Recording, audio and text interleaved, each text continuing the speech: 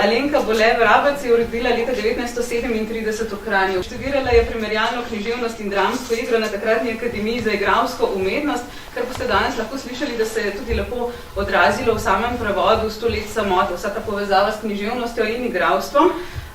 Bila direktorica ljubiteljskega gledališča Toneta Čufarja na Jesenicah, torej pri sosedih. Svojo poklicno pot je zaključila kot direktorica Linhartove dvorane v Radovljici, in v Radovljici pa je ustanovila Linhartov oder.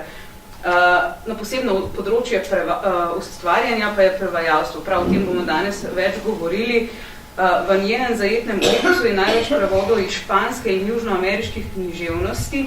Med njimi so številni Nobelovci, tudi naš današnji gost Marquez. Čim se nov prevod najbolj razlikuje od starega?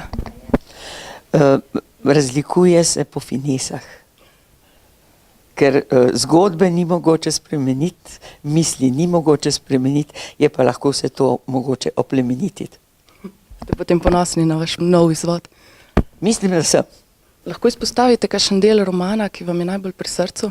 Ne. To teče od začetka do konca in res, da se kdaj pa kdaj lahko ustaviš, ampak to je roman, ki res teče kot reka. Kot ta reka, ki je na začetku omenjena s temi velikanskimi kamni, ki spominjajo na prazgodovino. Kakšen je bil pa zdaj proces, kako se je razlikoval od starega? Če vzamete, da je v bistvu razlika 47 let, ne?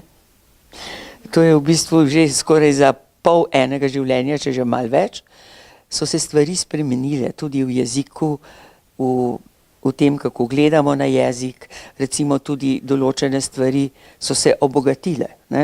Tako da dela pa ni bilo nič, skoraj nič manj kot pri prvem prevodu, glede na to, da je bilo treba pretehtati vsako besedo, ali bo ostala, ali bo zamenjana. Torej, moram reči, da sem bržda prvikrat lažje prevajala kot zdaj, ko sem osveževala.